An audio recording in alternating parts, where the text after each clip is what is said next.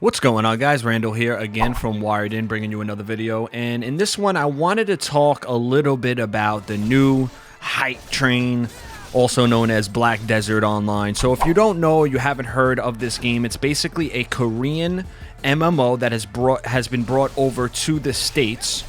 And it's not your typical MMO, it's actually a sandbox. And by the way, an MMO is a massive multiplayer online game. And while this might not be a quote-unquote true sandbox, it does have a lot of sandbox elements mixed in with what you're probably familiar with if you've ever played a massive multiplayer online game such as World of Warcraft. And by the way, a sandbox is essentially a game with player-driven content. Now, while I did play in the beta for quite some time, so I got a good grasp on how good the game is and what I think about it, I will be posting a full review down the road because I do want to give this maybe a week or two shot at the retail version before I give my full review, because I want it to be concise and really have a good list of pros and cons after I feel comfortable in my skin within the world.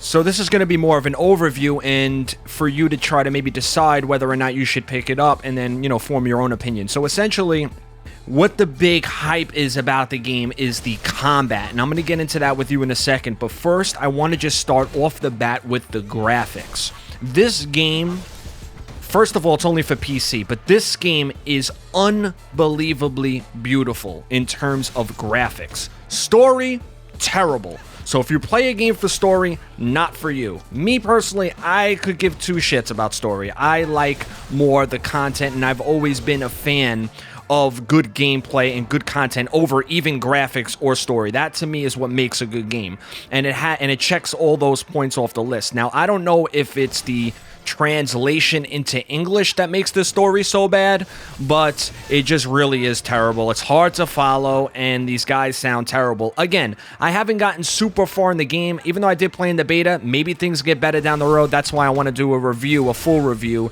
and talk about those points later on, because it might get better. So off the bat, like I said, graphics are insane, but now the combat. What makes this game different with combat is you don't have your typical trinity, right? Your trinity with classic MMOs such as your tank, healer, and DPS damage. In this, everything is Twitch-based. Everything is action-based. So it's kind of like a fighting game. Yeah, you have your abilities. Yeah, you could customize your UI. But everything that you're able to press 4, 5, or 6, or 1, 2, or 3 to actuate can actually be done with a combination of your mouse clicks. And then your damage actually increases, and you pull off some significantly more powerful moves by chaining them together and making combos out of it. Well, let me tell you something right now. Not only is that extraordinarily fun, but this is the first game, MMO, that I feel has had such a responsive combat system since WoW. Now, what do I mean? WoW is notorious for having great fluid combat, but the actuation of those abilities. The way World of Warcraft communicates between the server and the client, which is the game itself, you never feel as if your abilities didn't get off unless you're under terrible lag. All massive multiplayer games that I have played, and I've played a ton of them, including the Old Republic, Age of Conan, Warhammer, all of those games had some type of delay or input lag when actuating your abilities. This game, everything feels like what you press gets off. And when you chain those abilities together, it just makes for an amazing fluid experience. The first thing I did, however, there's a cool effect where the camera will shake when you hit the monsters or other players.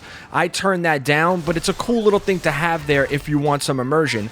But even with that lower, every time you attack, it does kind of like a pause, which makes you feel more immersed and more action-oriented when you're getting those slashes off, in my case if I'm a warrior, or when you're getting those fireballs or whatever other magic abilities you have as a wizard or one of the other classes. It makes you feel as if you're hitting things hard. It makes you feel powerful, even since level 1. Now, the sandbox element in the game are interesting. For example, quests stop giving you experience, and it encourages you to go out and explore and see what camps you can overcome and what monsters you can kill or find to give you a big boost in experience, or even gather your guildmates or friends to go attack some of the harder or tougher monsters. If you like things where you could purchase a house, even though it's instance, this is pretty much the only thing that's instance in this game. If you like things like purchasing a home, having an actually good fishing minigame, taking over a town with your guild, or fighting other guilds in massive battles, then this is definitely something that's going to intrigue you, because player-driven content like that definitely exists. And if you like immersive style games where you have to get off your mount or horse to speak to an NPC, if you like playing a musical instrument, or like I said, fishing, or even gathering, or having cool pets, dyeing your gear, making costumes, having a fully player-driven economy, or picking up a profession like alchemy to help out your guild, this is definitely going to be something for you. But this is an overview. I'm going to cover more of this stuff in an actual review, but let's get over to some quick cons that I want to talk about. While the graphics are beautiful, so is the character creation. The character creation is completely in depth. I mean, it's ridiculous the amount of things you can highlight your fingers and literally adjust how thick and how long you want your fingers. I mean, it's ridiculous. But I can't help feeling like they're holding you back.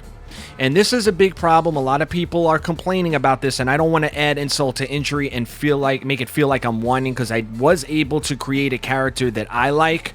But there is a gender restriction, and sometimes on some really cool classes. Like the Ranger, you can only be an elven female. And it seems like all the female classes, you have these designs where they're made to be these gorgeous cosplay females that you could play as, where it kind of feels like they're targeting a certain demographic that makes me cringe. And if you want to be a male, you really don't have that many options. Well, you have 3 options. You have the warrior, wizard, and the berserker. But the berserker is a non-human, gigantic, deformed-looking dude, and then if you want to have a young wizard, it's not possible. You can only make an old-looking wizard. So if you're a Gandalf fan, then awesome. But otherwise, you're stuck with the warrior if you want a dude in his 30s or so, or 20s, that kicks ass. And there's also another thing to note. While you can get the Conqueror's package for $100 that comes with some pearls, which is used for the cash shop, and a costume, a majority of the cooler looking costumes are going to be microtransaction. This is a game where you pay once, the minimum price being $50, but then that's all you pay to play. It's not like there's a monthly subscription tied into this, which is good. But a lot of cool items are in the cash shop, which I wouldn't really object to. However, after reading some recent interviews, they're starting to add a lot of quality of life statistics to those pieces of armor.